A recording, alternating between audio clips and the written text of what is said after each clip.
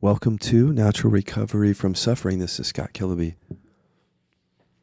When the teachings and traditions say to us being or presence, well, there's already being.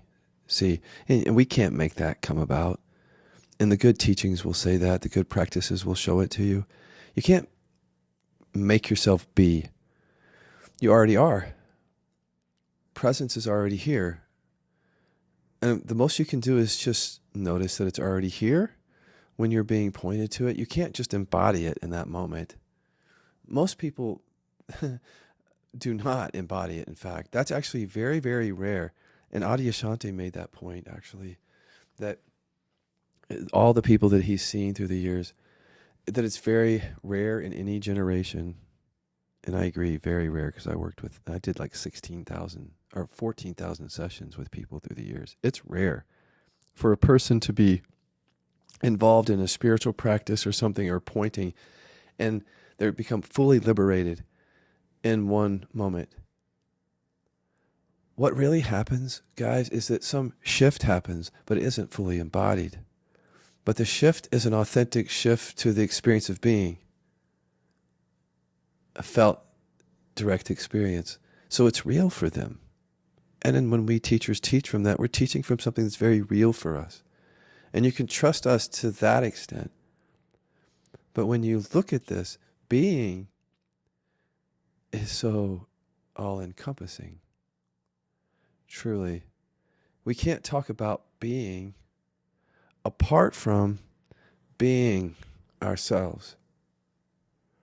We can't become a being or beingness that eradicates, destroys, buries, suppresses, represses, or resists thoughts, feelings, sensations. Because then that's not being. That's just being resistant to life. Suffering.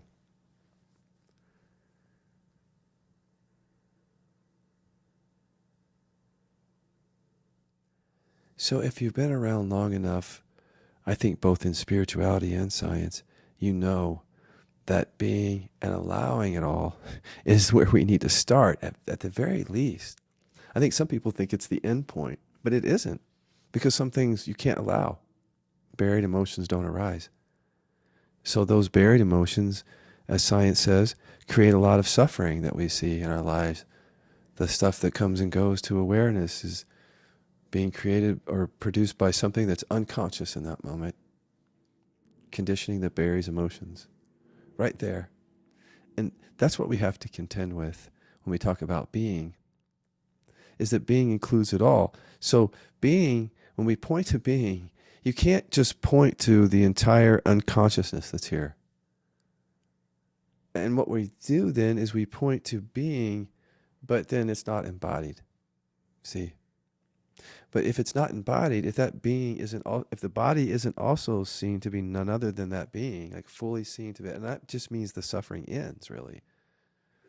It doesn't mean the body's going to live on forever. It just means the suffering that's created by emotional repression ends. There might be other suffering that comes from a genetic thing or some accident or injury or whatever that continues on. But the suffering that's created by emotional repression can end when we focus there with this work, if we're earnest and we stick with it. But being, can't point to that. Not the true embodiment of that. And we shouldn't water it down by pretending that we can. Because then that just is a big bypass. So when people keep saying, well, don't worry about the body, or it's not an embodiment process, they're staying safe from actually recognizing and living and embodying what being or presence really is. They're using spiritual stuff, and we can all do it, to literally, the repression conditioning uses spiritual conditioning to avoid buried stuff, like the consciousness does. You see it all the time. The thing is, can you see it in yourself? Being must include the body. And the body keeps the score on all the suffering. So if being or beingness includes the body, then we end suffering. If being doesn't include the body, then we don't end it. Then we have being with suffering. Right? That's what the teachers say. Just be with your suffering. Being with it. I'm just sitting here being with my suffering. I'm just sitting here watching the wheels go round and round.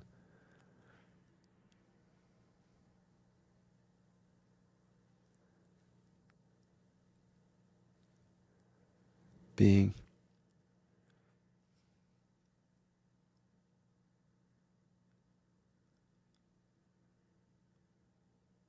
I remember as an anger repressor, I thought, well, if you lived as that, you'd just be quiet all the time.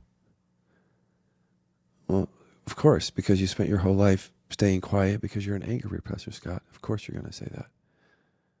Because being includes it all. You could say, well, doesn't it include the suffering too? Yes, but it's not embodied then.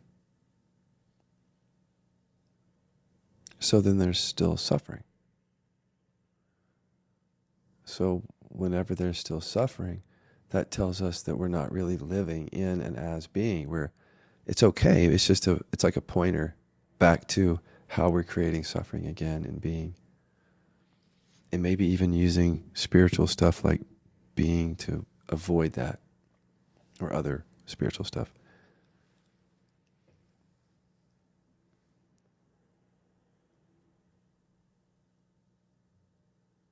People would say it's radical to point in a way that just relentlessly show someone that all there is being. But that doesn't relentlessly show someone there through a pointing. We only see what is safe for us to see. That's evolutionary research, that we don't experience reality. We experience what's safe, the fitness payoffs. In KI, we call them utilities. We see what we need. Our conditioning shows us what we need to stay safe and get love. So we hold back anger, hurt, or sadness, and that keeps us safe and gets us love and approval. And we identify with stuff that's false, but that gets us love and approval, and we stay safe from the buried stuff. So being must include that, seeing that. If being includes suffering that continues in that way, then that's fine. But we shouldn't water this spiritual thing down by continue to say, well, the point is just to be with your suffering. Of course it is. Because as I've gone through, can I go through this again, please? So, because I want to keep saying it, because I think that once people see it, it'll probably be clear why I'm saying it. Which is, we have these options. I'm going to actually invite you to the next segment so I can explain it from beginning, and we can get to this question of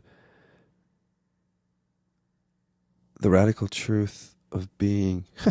It's funny that I've titled a podcast like this, because I bet some people came to be just radically pointed to presence or being, thinking that's radical. And I hope that I'm going to, well, my point here is to completely destroy that for you. Stay tuned.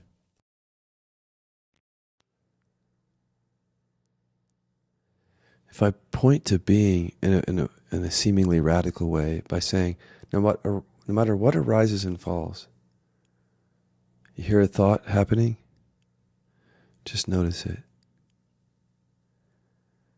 Feeling, notice that. Another thought, everything coming and going. See that? But at the same time, being remains. The felt sense of being, or whatever you want to feel into that or notice that, but being or presence doesn't come and go. Always just being. Here now. But, so that orients us to that. Being here. Being. That's good.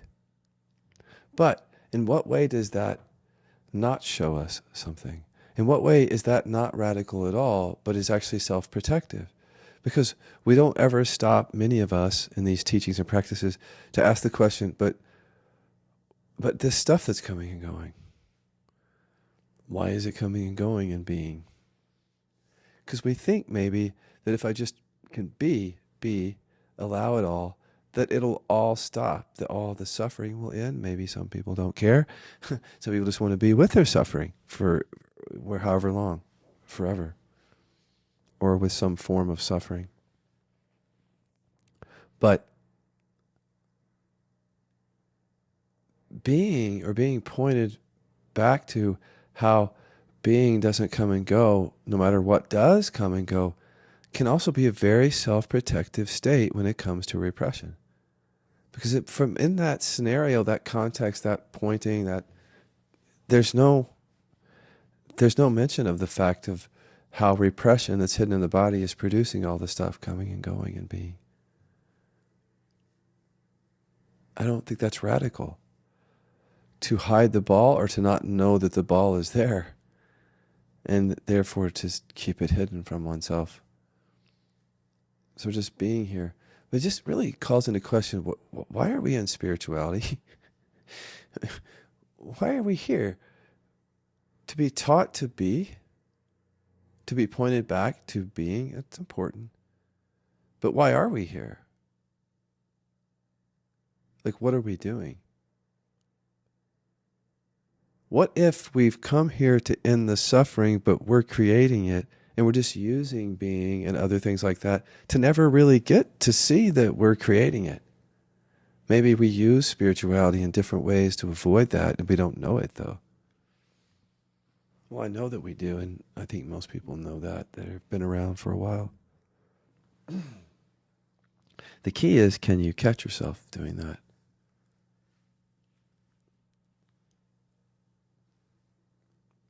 Best way to catch yourself, are you still suffering? Because if you're still suffering, there's a way to go to suffering that's happening in any moment that's being generated from repression, and to connect it back to repression, and that suffering then is optional. It can just go away. Not because you tried to get it to go away, but because you got to the root of it in that moment.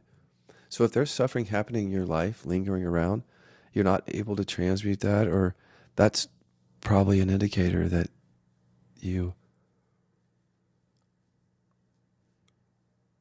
are unconscious to that repression. And that you don't know that you're creating that. There's no you. There's no you in being anywhere. You'll never find a you or a separate self. But when I say you, it means programming within your experience that's buried. You might call it a sensation. You might say it's just my back, or it's this energy.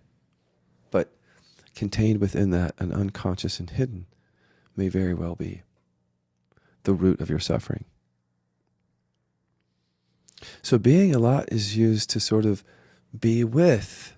See that? Be with. And there's like a duality there, isn't there? To be with something. It's not just language. A little bit of it is just how we language it, to be with. Because in experience, it's not really someone or something or awareness being with something else. It's much more direct when we allow something. Right? So if I'm just sitting here as awareness, and then there's a thought coming or a feeling, to just allow it directly, it can feel very direct, and then it just falls away.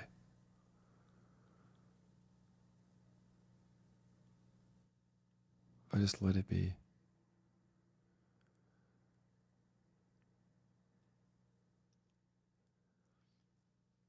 But never in that scenario is there, well, why is that coming up? All right, it's not even analytical.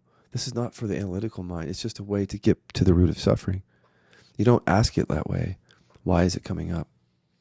But you learn inquiry, and you find out that, I'm sitting here producing suffering, and then I'm allowing it, or not. So here's our options are, in spiritual practice, as I was saying, I always want to come back to, I think I said that, is just being, coming back to being. Suffering arises, stuff comes up, and being. There can either be a resistance of that, which is just more suffering. So in other words, let's say, I'm really sad about something, by resisting the sadness, it makes it worse. I feel worse. That's not a great option. Let's say suffering arises and I want to change it. So now, instead of getting to the root of why the suffering is coming or seeing that I'm creating it, I want to change my own creation, but I don't know it.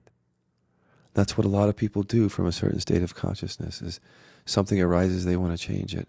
They don't see yet that they've created it for safety and to get love and approval. If they were conscious of that, they wouldn't just try to change what they have created. They would get to the, well, it wouldn't arise anymore.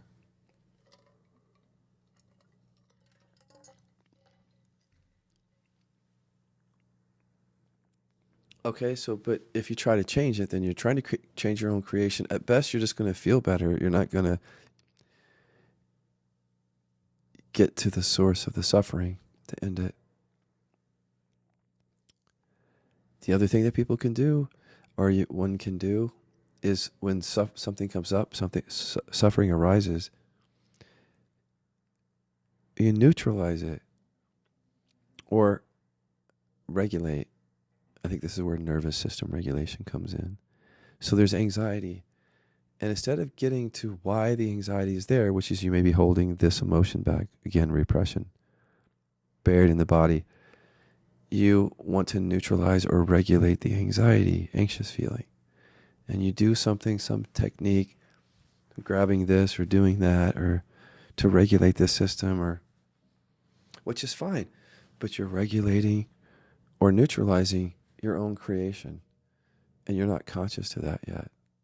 So you're doing the best that you can with that level of consciousness. But you can go deeper than that.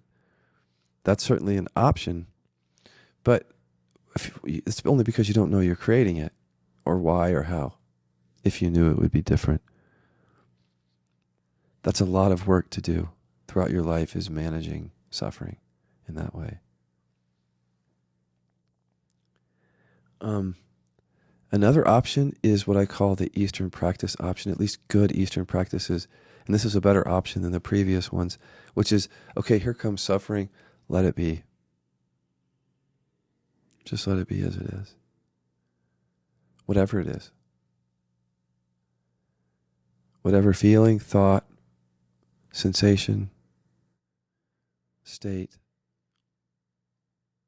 whatever words, pictures in the mind, let it all be. See it, let it be.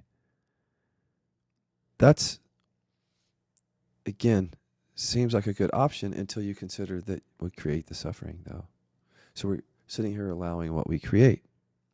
That's better than resisting it. That's better than trying to change it. I think that's better than regulating it. We're just letting it be. And that's actually healthier than all those other options, I think. And I think there's even science behind that. That to allow anxious thoughts can reduce anxiety. To hold anxious thoughts back can make it worse.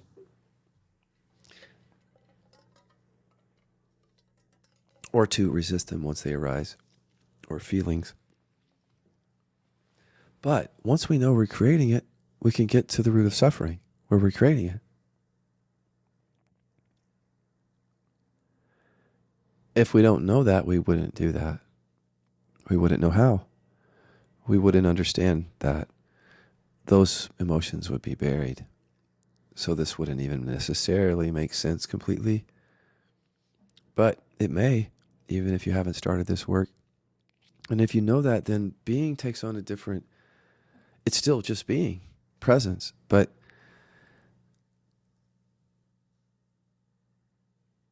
to just sit and allow it all when you don't know how and where and why in your body, you're creating that. Don't you want to discover that? Or you want to use being to sort of just fall asleep in a way in that and ignore that and continue to just be with suffering? Well, you'll have to be with suffering for as long as suffering arises anyway. I mean, unless you want to resist it, try to change it, get rid of it, or neutralize it. Yeah, so trying to get rid of it doesn't make any sense either. That's another option. trying to get rid of what we create. But allow it at least. That's what I say to people. Have an awareness practice when you're not doing 3D KI.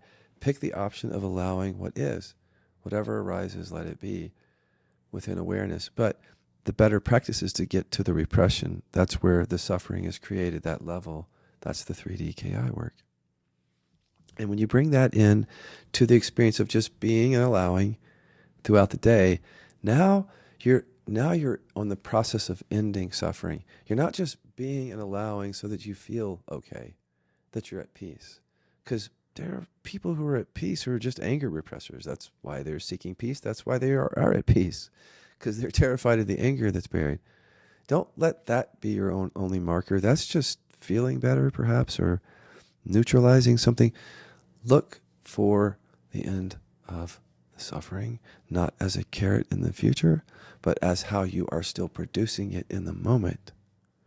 Look at the suffering right now, whatever it may be. Learn how to go to the repression right now that's producing it right now. Being, here in being. That's what real inquiry is. It's all being. But there's a process there so that the mind doesn't use being to stay safe from what's buried and then continue suffering, which is what the system is developed to do, is to suffer. That's what it will continue doing until being is embodied, until it goes all the way down and it's felt and seen everywhere and through the body, the chakra areas, the core, where there's chronic pain or whatever, anything created by the trauma and repression, especially. Then it's being, because it's embodied. But before then, you can just trust that when teachers point to being, if I'm still suffering, if there's suffering in being, I can do something more than just be with my suffering. Yes, that's what I can do when I don't have the tools to get to the root of it, the creating of it. But I can be with it any other times, or that's a good practice, but then I'm going to go to inquiry. It's so cool because you actually take ownership of your life. Like if you have a trigger here, you know how to go to the repression that gets to the root of it. There's your chronic pain. You come into inquiry to see those two markers, that relief. You go over here, you're feeling this depression come up, but then you see, there's the repression again. You go into process. You actually meet yourself in all those areas so that being, I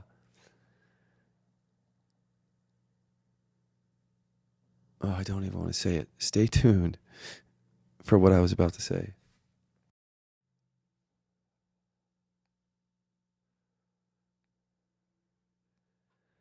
Repression is where you go along with anger repression. And after my first book, where I really expressed what realization was for me in direct experience, I fell in line with, or I went along with how other teachers were pointing to presence. I didn't talk about that in my first book.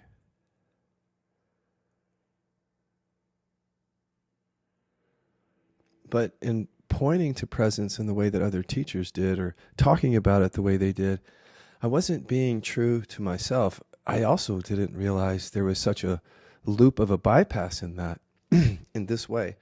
Well, in a lot of different ways. But the relational bypass is that people would come and sit with me. And I wasn't a teacher that was big on, you guys, some of you would be laughing right now if you knew me, that people don't come and sit with me. I don't do that, where you sit with me, and by sitting with me, you recognize yourself, and we're just going to sit there in silence together. I mean, I've done that so many times. I won't do that anymore because so much repression hides in the silence and hides in the pointing. So the repression and trauma is what's creating so much suffering in our relationships. But yet when I was doing the pointing, it was always when people would be pulling away from their wife or husband or their jobs and coming to my meeting or my retreat, away from everything. And then, I can point you to presence. That's not hard to do in an environment like that, because your wife's not there and your husband and your parents. They're buried in your body. And so the pointing never brings it up. So the trauma lies dormant buried in your body in a contraction or contractions. And I point to the presence in which your suffering comes and goes. But we don't get to the root of the suffering in that kind of pointing, because that's hidden conditioning. All we can do is point to presence. So even not being one of those teachers that people would come to just to sit with and being, I mean, we did that, but I didn't focus on that. Still, people came for that reason, and trying to get away from their relationships and their life, escape the human life, get pointed to being, but then it wasn't sustainable because that dormant trauma and repression conditioning would be activated when they would go back to their wife or their husband or their job. So there's this bypass going on in that. And then when they were coming here, people were dysregulated and traumatized in their relationships and in their life. And when they came to sit with me, the pointing also regulated their nervous system, which is another way of saying made them feel better temporarily. And that was part of that bypass. But because we weren't getting to the root of the suffering, for many people, the seeking remained. The seeking to know what I am, what you are. And because until that's recognized there and embodied, there's this sense of, on some level, distress and suffering. So that's what would drive people back, but pointing to presence didn't end the suffering.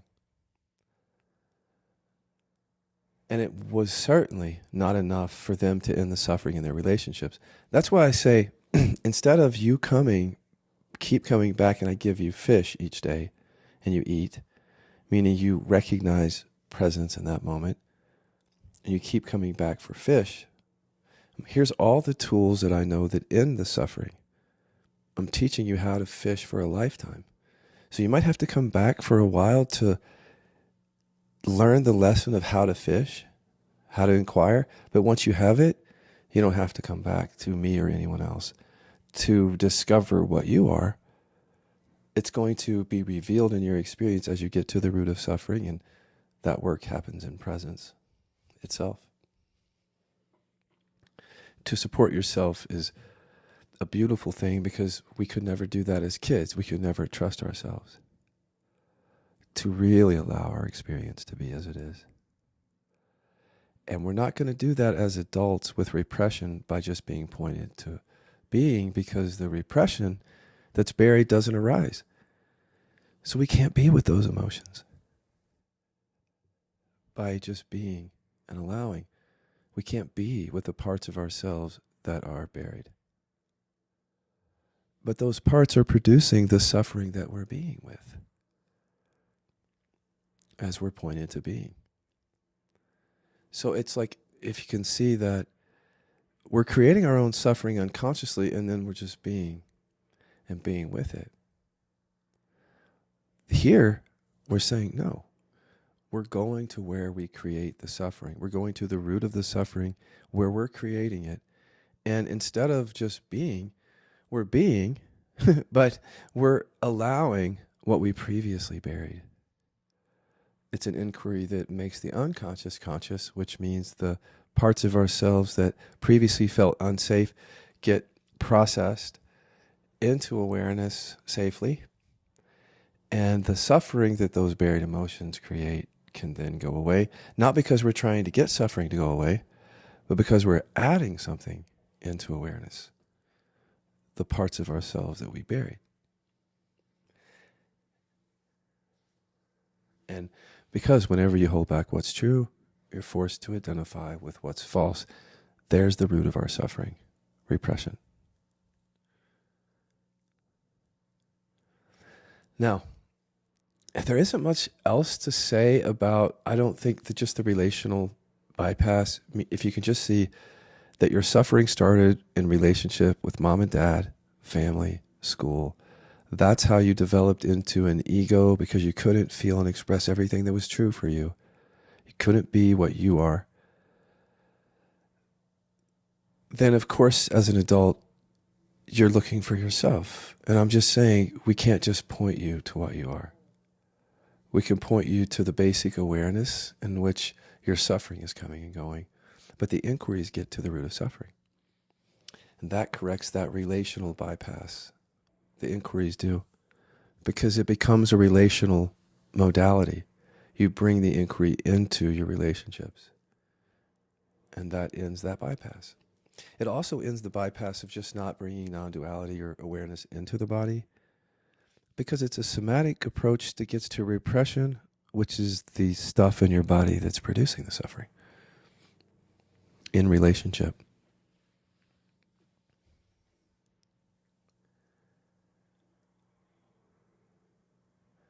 It's interesting that as someone who doesn't point to presence, I sit here more fulfilled and feeling more authentic about it, and really, really being okay with all of that. Like even with being a teacher, even though it's not real. What I didn't feel comfortable with, but I could not put words to, was the pointing to being only. The first dimension stuff. And what I can articulate is the second dimension inquiries. Just didn't get to repression. And that's why a lot of those didn't work for people. People bypassed even with second dimension inquiry, if you know what that is, where you prompt things up. Not to rapid fire them like we do in KI, third dimension, which gets to repression, but prompting things up. Second dimension, things that wouldn't otherwise arise in being. So that would just be feeling into the body and saying, what does this energy have to say right now?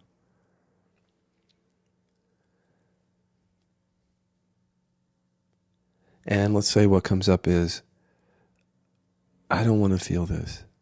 And you just allow that. Those words and that energy, you prompted those up by that inquiry. That's second dimension. What makes it second dimension is that you're prompting something up that wouldn't otherwise arise in presence or being, and you're just allowing it from or within presence. First dimension is just being and allowing what's ever here, whatever is already here. We're not prompting anything up. The reason I went into such detail there is because that's another way to explain this, that if we're just going to be with what is, we're being with what's safe. So I can point to being and presence, and even though there's suffering that arises in presence, this suffering is safer, according to the conditioning at least, than what we've buried.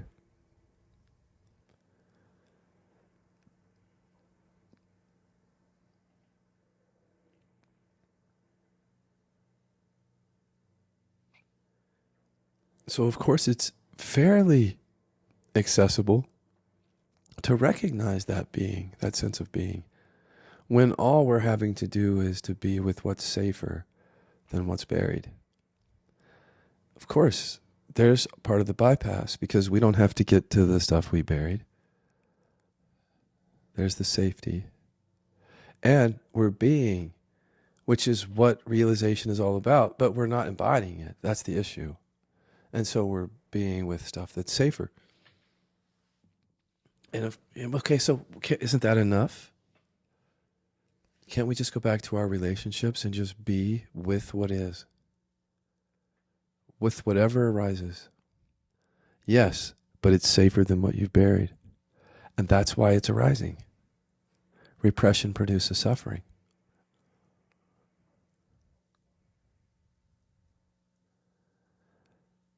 So if you look, the 3D inquiry is so integral to being. Because if being here doesn't feel safe, then it's not really being. It's a state of self-protection, unconscious as it is. Until we deal with the repression, being is not what it sounds like. We're in various states, trauma-produced states, responses, reactions, repression, that is just going on, regardless of how many times we're pointed to being, or even if we've recognized present being. that doesn't stop the repression from producing suffering. Look at all the teachers that are sick, have chronic pain, are involved in some issue or scandal or something, or cheating on their wife or something. That is just not a coincidence.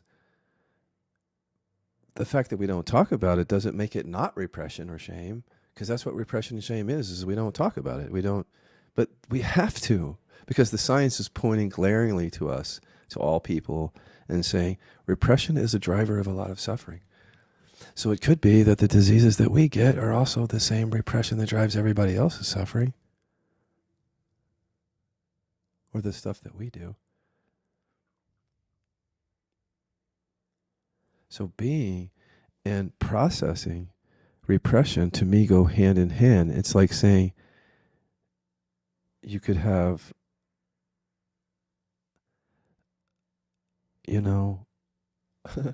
the sky without the blue.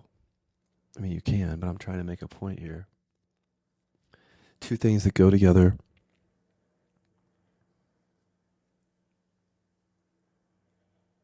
All right. Stay tuned. I have a little bit more.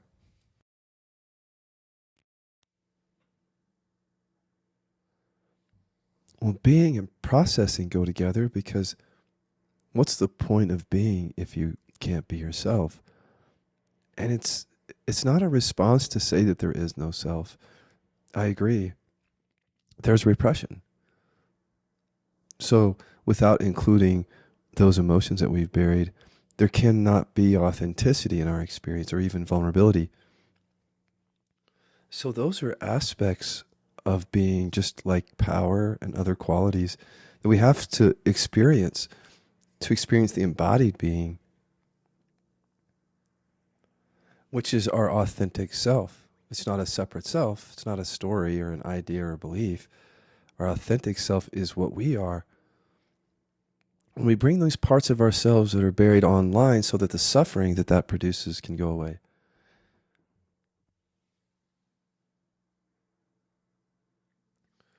But, what does that have to do with being and processing? Take for example, someone who has ADHD-like symptoms. It doesn't matter whether they're diagnosed.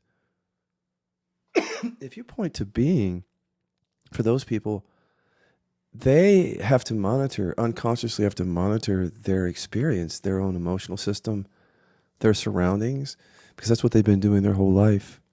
Like when Dad was angry and they had to pay attention to footsteps or whatever else, it creates that attention issue. And that's what their main agenda is. It's not being and allowing everything. It's being and monitoring everything. Or someone with chronic pain, if we say just be, of course, that's the beginning of that. But then if we say that's all you have to do, just allow that chronic pain, that ignores the fact that in that chronic pain is this fear, terror of anger or hurt, that the chronic pain is created by a repression that's hidden. If we don't process that repression, that pain remains. And so we can just say we're being with pain. Yeah, and we can even rename it and say, oh, even the pain is just really a sensation. Or the sensation is none other than the being, the presence. But no, it still hurts like hell because there's repression there. And repression is identification. It's the holding back of something, being afraid and resisting some emotion, bearing it. That produces pain.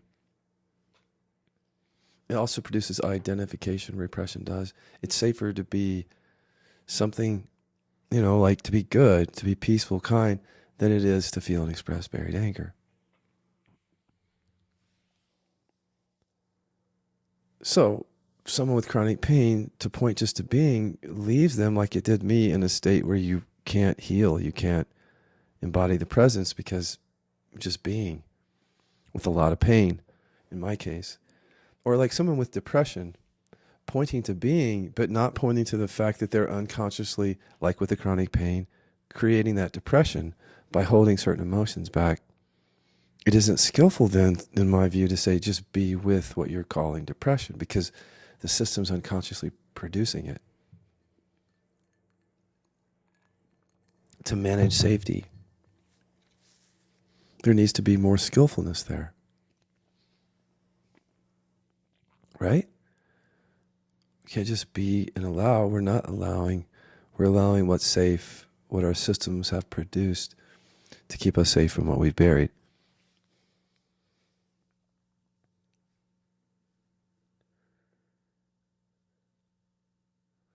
But when being includes processing, being includes being yourself.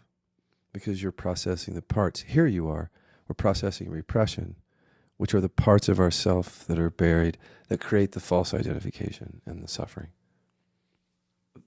That processing brings us into the recognition of presence. If we take it deep enough, the embodiment of it, though, is where it goes.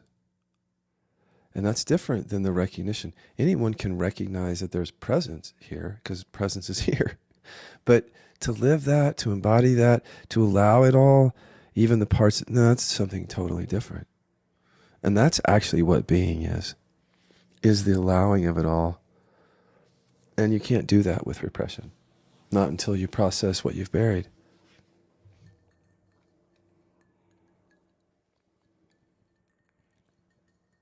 How are you going to allow or be with or even be?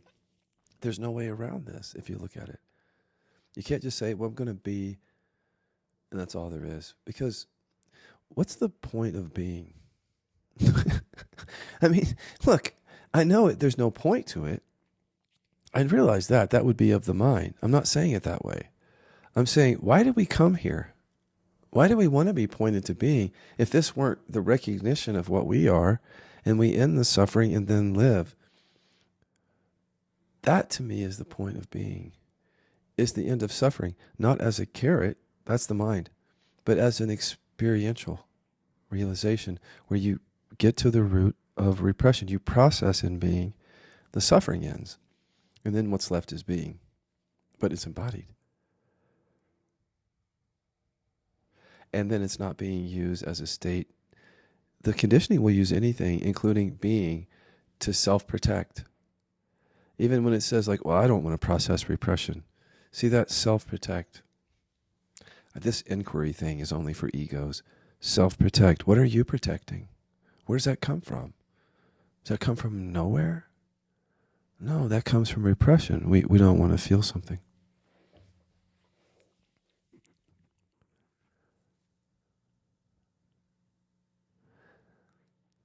But when you really, really look at it, then this is where authenticity, all my podcasts end with that, thankfully, because that's what's important. The end of suffering sounds so big, but it just means being yourself, like being able to feel and express what's true. That just happens to be an experience where you don't experience separation anymore, because how could you? If the separation was coming from years of holding emotion back and contracting in the face of relationship because you couldn't be yourself, and then the production of false identity in relationship and suffering, of course, that when you get to the root of that suffering, this is what you really are. Embodied, though, and that's the difference. And that makes all the difference. And, I never would promise, I don't have the authority to promise curing diseases or anything like that. This is the discovery, if you're interested, to see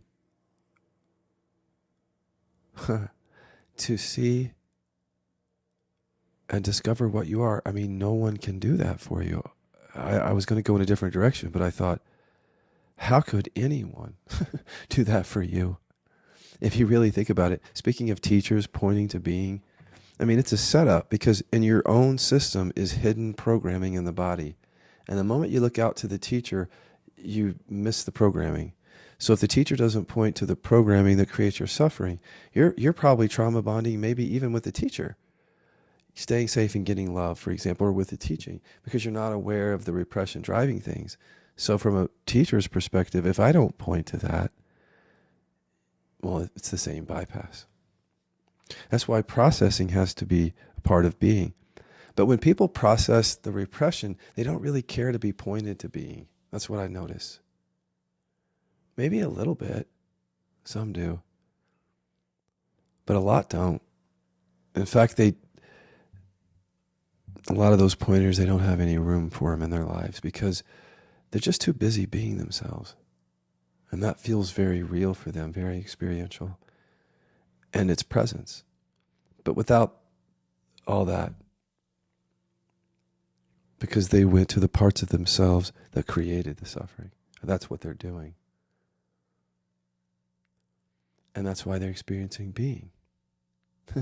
It's so ironic, you know. You process and you experience the very thing that was always being pointed to. You would think that we could just be pointed to it and we wouldn't have to process, but that's what the repression wants us to think. That's what keeps us safe. See how the bypass works? We don't want to have to feel anything to experience what we are. We just want to experience what we are, some of us, many of us. But if you see how they have to go together, because your system is designed, developed not to embody this being. It's here for self-protection and survival, separation. Then you've got to contend with that from the beginning, I think. That you're dealing with that kind of conditioning and it's hidden in your body and it needs to be processed if you're interested in recognizing, being, and living from what you are.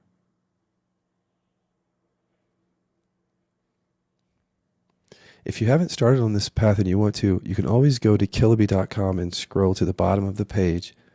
There's the free repression test that shows you the parts of yourself that you hold back, which gets you started on the path, actually. And we'll show you how.